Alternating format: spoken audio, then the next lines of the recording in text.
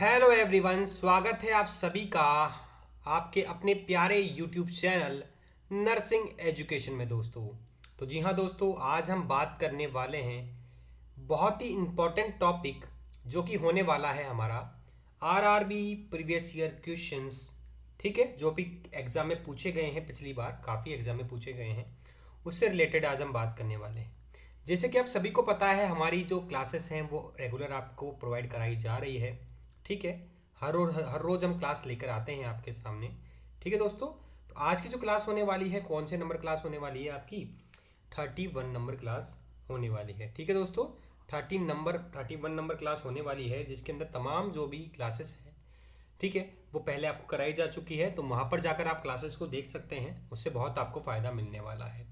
और इम्पॉर्टेंट एक बात और मैं बता दूं आपको, क्लास इम्पॉर्टेंट होने से पहले, कि ऐसे व्यक्ति जो कि इच्छुक है आरआरबी इम्पॉर्टेंट जो हमारे प्रीवियस ईयर क्वेश्चंस है वो सारे आपको मिलने वाले हैं। और साथ ही में आपको RRB nursing booklet, important nursing booklet जो है वो भी आपको कहीं ना कहीं मिलने वाली है दोस्तों। और ये कहाँ मिलेगी आपको? ये मिलेगी हमारे ही चैनल पर मिलने वाली है। कहाँ मिलने वाली है? हमारे चैनल पे इसका प्राइस 90% ऑफ कर दिया गया है। जो 99% 90% ऑफ करके या 90% ऑफ करके कितना हो गया है? 250 रुपीज़ हो गया है। ठीक है, दोनों ही आपको 250 रुपीज़ में मिल जाएंगे। और इसको लेने के लिए आपको व्हाट्सअप नंबर जो हमारा है डिस्क्रिप्शन में दिया हुआ है, 9351609780, 9351609780। ठीक है, यहाँ पर जाकर आप मैसेज करेंगे तो आपको ये प्रोवाइड हो जाएगा। ठीक है, चलिए तो दोस्तों बात करते हैं इंपॉर्टेंट क्वेश्चन जो कि होने वाला है आरआरबी से रिलेटेड। ये हमारी कौन सी क्लास होने वाली है? 31 क्लास होने वाली है। ठीक है, चलिए बात करते हैं आज के पहले प्रश्न की। IUCD 380 is valid for how many years? IUCD 380 और ए। जी, आपको पहले तो पता होगा आईयूसीडी की फुल फॉर्म क्या होती है दोस्तों। आईयूसीडी की फुल फॉर्म होती है क्या? Intra uterine contraceptive devices. ठीक है, यानी कि इंट्रा यूट्राइन कॉन्ट्रासेप्टिव डिवाइसेस जो होती है आईयूसीडी की फुल फॉर्म होती है। अब ये तो 380 है, आईयूसीडी 380 है, और आईयूसीडी 380 ये 7 जो है, ये दोनों ही जो है वो कॉपर टी के टाइप होते हैं। किसके टाइप होते हैं? कॉपर टी के टाइप होते हैं। ठीक है, तो इसमें पूछा गया है कि 380 की तुलना में देखा जाए तो IUCD 380 is valid for how many years? IUCD 380, ठीक है, वही पूछा गया है कि आईयूसीडी 380 जो है ये दोनों बेसिकली एक ही है। ठीक है, तो इसमें क्वेश्चन को क्या कर दिया गया है, वहां पर भी आईयूसीडी 380 ये कर दिया गया है, तो लेकिन दोनों तो एक ही है। तो आईयूसीडी 380 जो है ये कितने साल तक वैलिड होता है, ये सवाल पूछा गया है। तो आपको सवाल का जवाब देना है कि सर ये जो आईयूसीडी है 380 ये 10 साल तक के लिए क्या होता है? काम करता है। यानी कि एक बार अगर किसी महिला को आईयूसीडी आपने लगा दिया, कॉपर टी लगा दी, तो ये 10 साल तक आपको प्रोटेक्शन प्रोवाइड करती है। किसी भी गर्भवती कोई महिला वो नहीं हो सकती, क्योंकि आईयूसीडी उसके लग चुका है, 10 साल तक के लिए काम करता है। ठीक है, वैलिड होता है। चलिए अब बात करते हैं नेक्स्ट प्रश्न की। What is the aim of Kaushal Mangal Karyakram? Kaushal Mangal Karyakram जो है इसका मेन एम क्या होता है दोस्तों, वो क्वेश्चन पूछा गया है आपसे।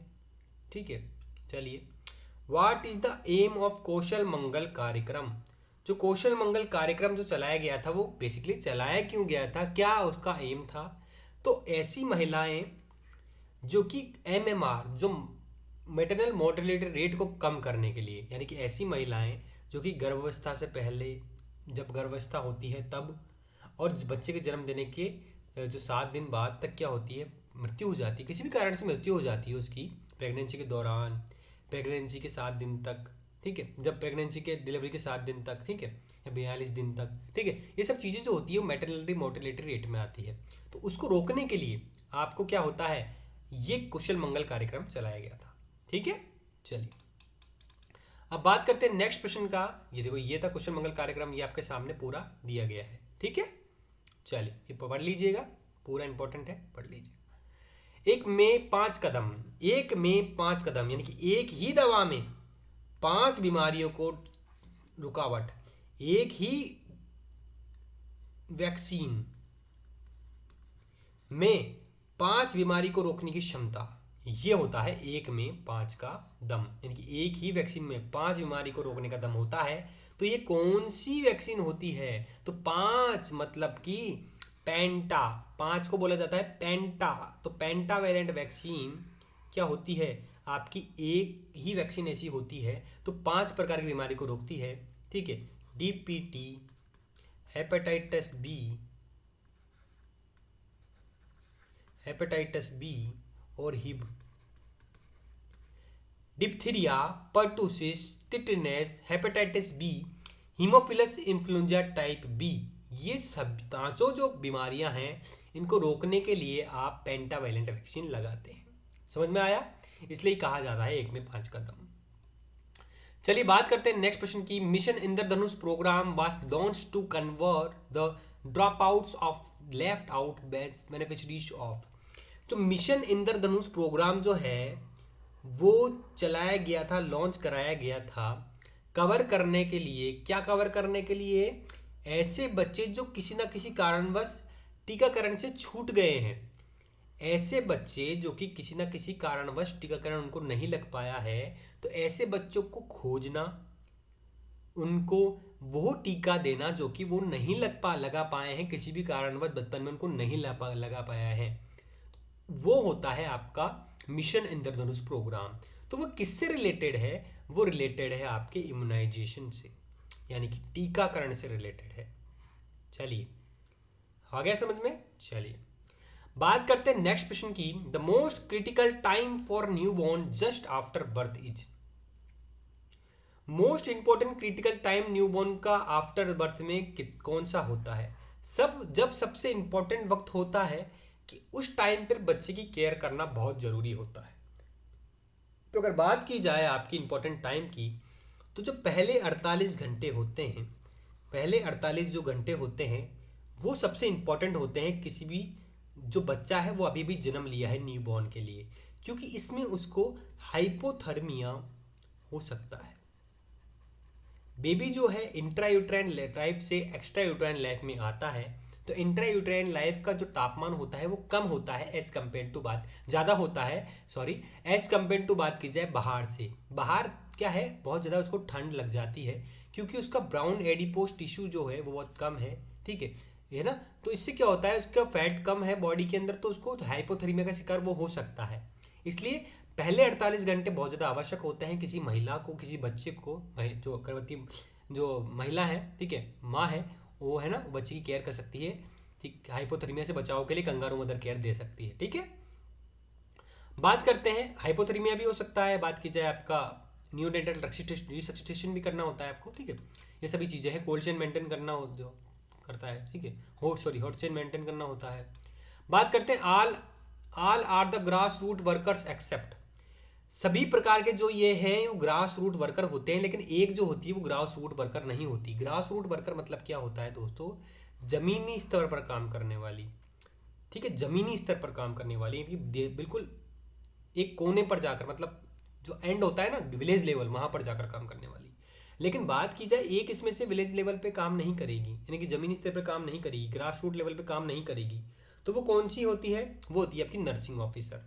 नर्सिंग ऑफिसर की बात की जाए, nursing officer basically district hospital हुआ, CHC हुआ, यहाँ पे काम करती है। लेकिन आपका जो ट्रेडिशनल बर्थ अटेंडेंट, जो दाई वगैरह है, विलेज हेल्थ गाइड है, आंगनवाड़ी वर्कर है, ये सब लोग क्या होते हैं? ग्रास रूट वर्कर होते हैं, यानी कि जमीनी स्तर पर जाके काम करते हैं, जहाँ पर आपके नर्सिंग ऑफिस नहीं पहुँच पाते, घर घर जाकर, ठीक है, गाँव लेवल पर।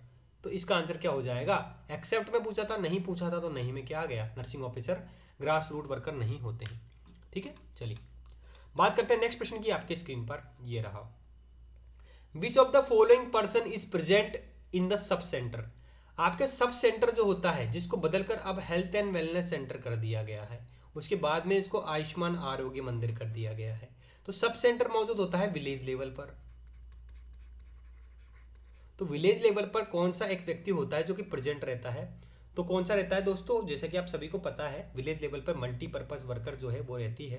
बेसिकली आपकी बात की जाए तो एएनएम हो गई, इसको कहा जाता है। लेकिन बात की जाए आपकी, अब तो आपका आशा भी है, एएनएम भी है, आपका सीएचओ भी है, ठीक है। ये सभी क्या होते हैं बेसिकली अब प्रेजेंट रहते हैं किसमें, सब सेंटर जिसको बदल के हेल्थ एंड वेलनेस सेंटर कर दिया गया है, जिसको आयुष्मान आरोग्य मंदिर कर दिया गया है नया नाम, ठीक है।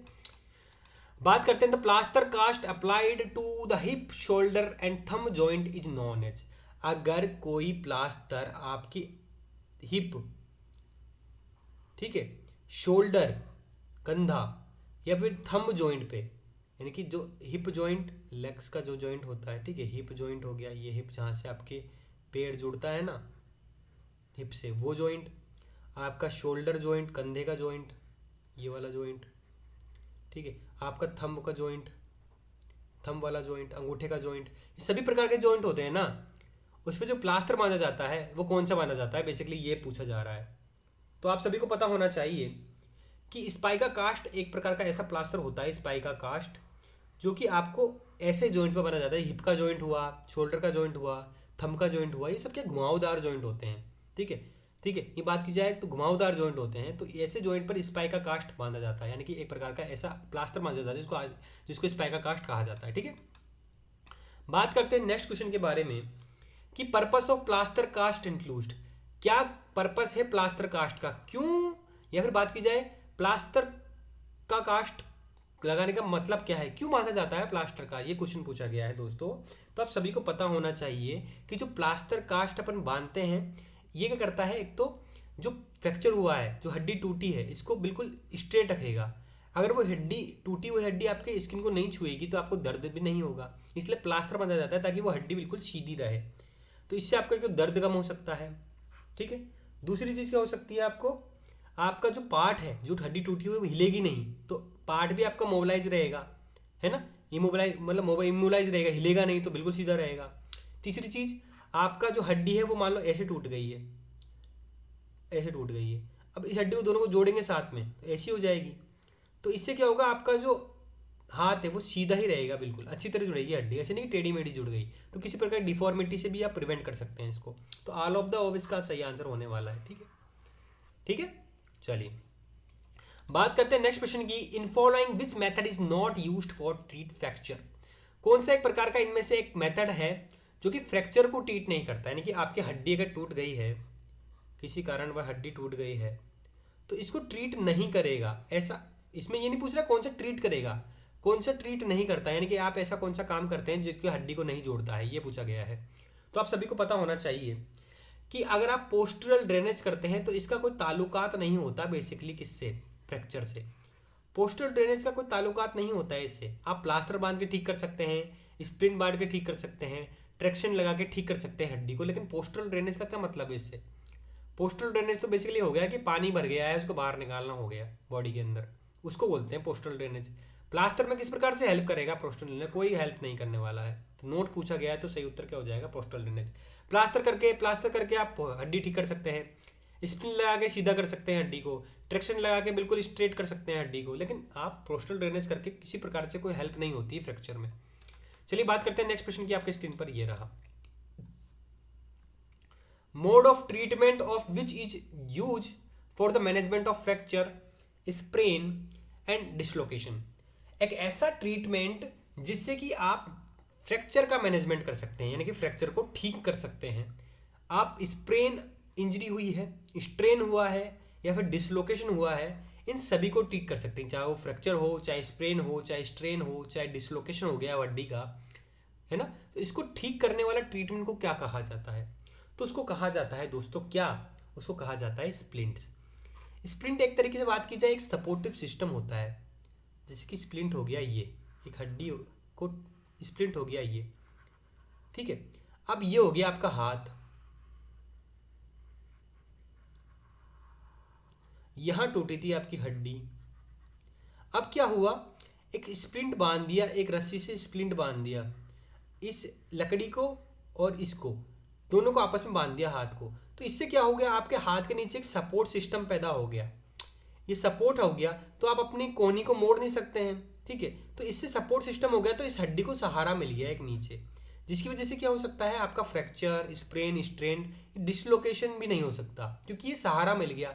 अब ये सहारा जब तक नीचे है तब तक ये हाथ सीधा रहेगा, और जब हाथ सीधा रहेगा तो हड्डी भी आपकी प्रॉपर सीधी ही जुड़ेगी। तो ये होता है आपका स्प्लिंट। समझ में आया? चलिए बात करते हैं 30 question number. In hospital non infection waste should be discarded in. दोस्तों हॉस्पिटल के अंदर एक होता है बायोमेडिकल वेस्ट मैनेजमेंट, ठीक है।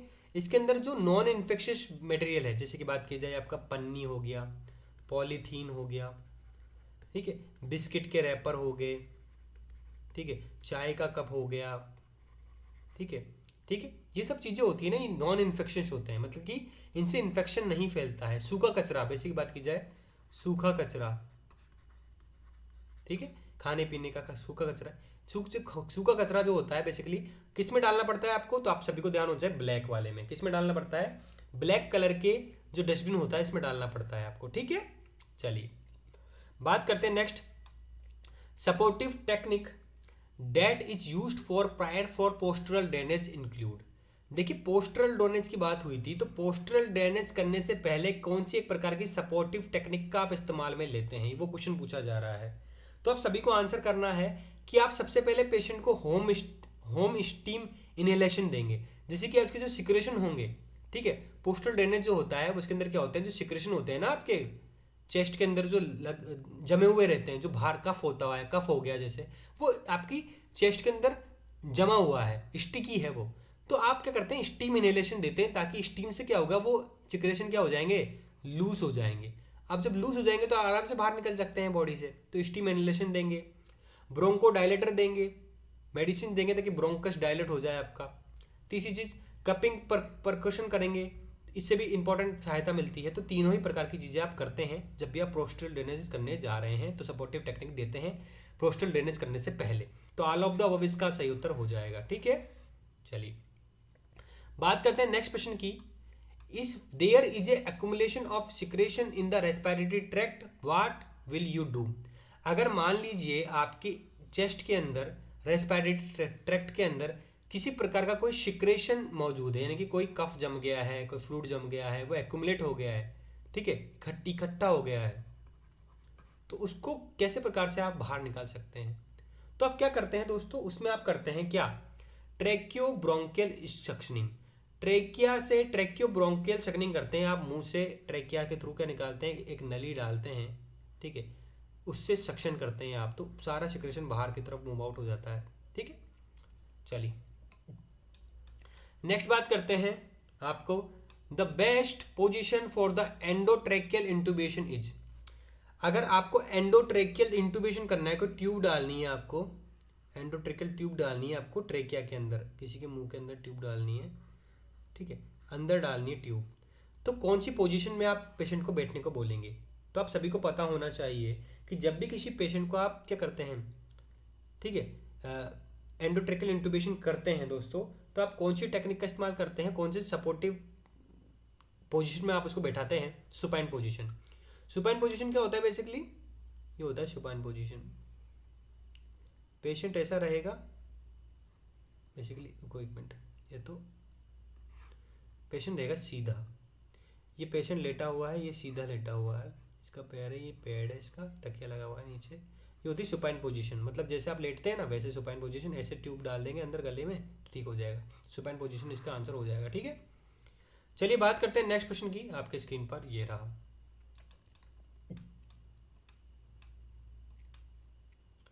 ठीक है, ये रहा आपके सामने, removal of secretion by gravity from lungs by providing specific position to the patient is known as. अगर आपके पेशेंट के लंग्स के अंदर कोई सिक्रेशन भरा हुआ है, चाहे वो आपका कफ हो चाहे पानी हो, उसका रिमूवल करने के लिए आप उसको एक पोजीशन प्रोवाइड करते हैं, उसको क्या कहा जाता है। तो उस प्रोसीजर को क्या कहा जाता है, उस पोजीशन को क्या कहा जाता है, उस कंडीशन को क्या कहा जाता है, तो वो कहता है आपका पोस्टरल ड्रेनेज। जिस एक ऐसी टेक्निक जिसके अंदर आप पेशेंट को पोजीशन देकर उसके चेस्ट के अंदर कोई सिक्रेशन मौजूद है, चाहे वो कफ मौजूद हो, चाहे वो फ्लूइड मौजूद हो, कोई स्टिकी सब्सटेंस मौजूद हो, ठीक है, इन सभी को बॉडी से बाहर निकाला जाता है, उस प्रोसीजर को कहा जाता है पोस्ट्यूरल ड्रेनेज। ठीक है, चलिए। In hospital waste management body parts should be discarded in. Hospital waste management में, BMW बायोमेडिकल वेस्ट मैनेजमेंट में जो आपके बॉडी के पार्ट्स होते हैं, जैसे कि बात की जाए आपकी इंटेस्टाइन हो गई, कोई बॉडी का पार्ट हो गया, मान लो ठीक है, सिक्रेशन हो गए बॉडी के, मान लो कान कट गया, हाथ कट गया, किसी कारणवश कट गया सर्जरी करके, तो कौन से वाले डस्टबिन के अंदर डालते हैं आप इसको? तो डालते हैं आप किसके अंदर? येलो के अंदर। येलो कलर के आप डालते हैं, येलो कलर के बैग के अंदर आप डालते हैं किसको? इसको। ठीक है, चलिए बात करते हैं नेक्स्ट प्रश्न की। नेक्स्ट प्रश्न आपके सामने ये रहा, लास्ट प्रश्न है आज का। ठीक है, the first menstruation is female scared. दोस्तों देखिए, मेंस्ट्रुएशन साइकिल की बात आपने सुनी होगी।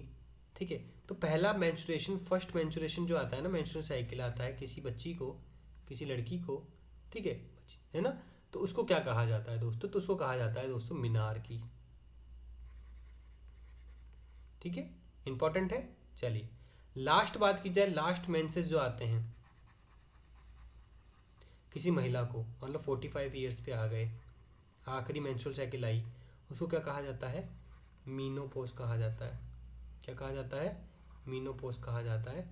फर्स्ट आगे मान लो 13 ईयर्स पे आ गई, लड़की 13 ईयर्स की हुई, तो पहली मेंस्ट्रुअल साइकिल आगे से क्या हुआ? मेनार्की कहा जाता है। अब आपका 45 ईयर्स पे लास्ट मेंस्ट्रुअल साइकिल आई है तो मीनोपॉज कहा जाता है। ठीक है, तो आंसर क्या हो जाएगा आपका? मेनार्की हो जाएगा। ठीक है, यही आपका पूरा डेफिनेशन इसके अंदर दिया गया है। देखिए 11 से 13 साल में स्टार्ट हो जाती है नॉर्मली, उसको मेनार्की कहा जाता है, पहली मेंस्ट्रुअल साइकिल आती है। मीनोपॉज की बात की जाए तो 45 साल लास्ट होती है, 45 साल की महिला हो जाती है तो उसके मेंस्ट्रुअल साइकिल रुक जाते हैं, जिसको मीनोपॉज कहा जाता है। बात की जाए एमेनोरिया का, तो एमेनोरिया एक प्रकार की ऐसी कंडीशन होती है जिसके अंदर आपके मेंस्ट्रुअल साइकिल क्या हो जाते हैं? बंद हो जाते हैं। ठीक है, अब लास्ट की बात करें डिस्मेनोरिया क्या होती है? अगर आप मेंस्ट्रुअल साइकिल आपके पेनफुल आ रहे हैं, दर्द हो रहा है आपको ज़्यादा जब भी मेंस्ट्रुअल साइकिल आते हैं, तो उसको कहा जाता है डिस्मेनोरिया। ठीक है, चारों चीज़ आपकी क्लियर हो गई। तो दोस्तों आपको कैसी लगी क्लास कमेंट करके जरूर बताइएगा। अच्छी लगी तो लाइक कर दीजिएगा, चैनल को सब्सक्राइब कर दीजिएगा। और साथ ही में दोस्तों हमारे क्या इंपॉर्टेंट चीज़, हमारे RRB नर्सिंग बुकलेट, साथ में RRB प्रीवियस ईयर क्वेश्चन जो है मात्र आपको 250 मिल रहे हैं। व्हाट्सएप नंबर आपको डिस्क्रिप्शन में दिया हुआ है, वहाँ से आप ले लीजिएगा। ठीक है, अब मान लो किसी को दिक्कत होती है व्हाट्सएप नंबर ढूंढने में, तो मैं आपको लिख देता हूँ 9351609780। वहाँ पर हमारी टीम से आपको बात हो जाएगी, वहाँ पर आप उनसे बात कर लीजिएगा, मैसेज कर दीजिएगा उनको, वो आपको सभी चीज़ समझा देंगे। ठीक है, आप वहाँ से ले लीजिएगा। तो कैसी लगी क्लास आपको बताइएगा ज़रूर। जय हिंद, जय भारत।